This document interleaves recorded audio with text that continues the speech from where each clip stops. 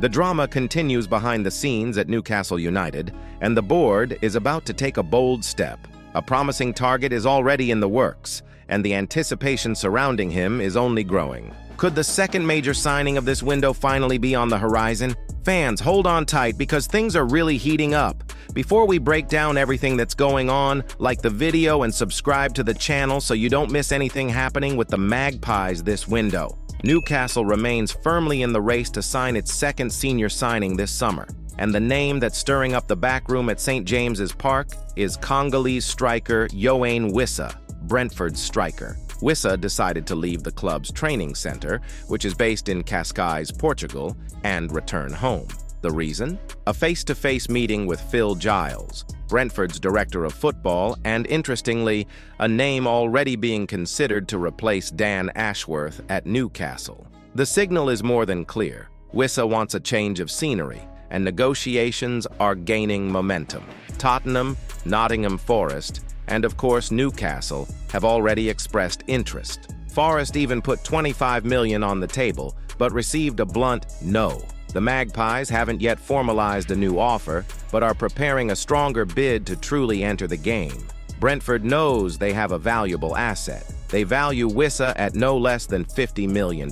However, there's one detail that weighs in Newcastle's favor. The striker is already 28 years old and has only 1 year of his contract guaranteed, with an optional extra season.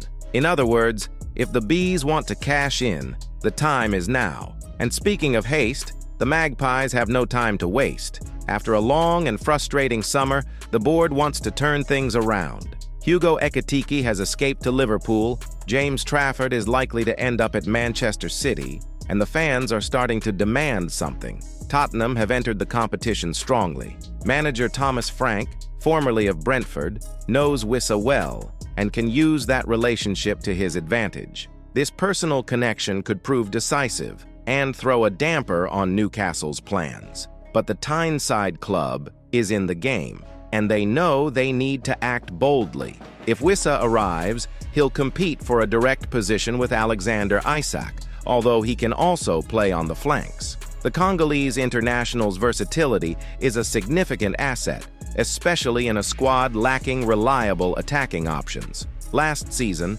Wissa scored no fewer than 19 goals in the Premier League, a number that speaks for itself. Playing alongside Brian Mbeumo, they formed one of the most dangerous partnerships in the league. Meanwhile, Isak continues to be the subject of speculation.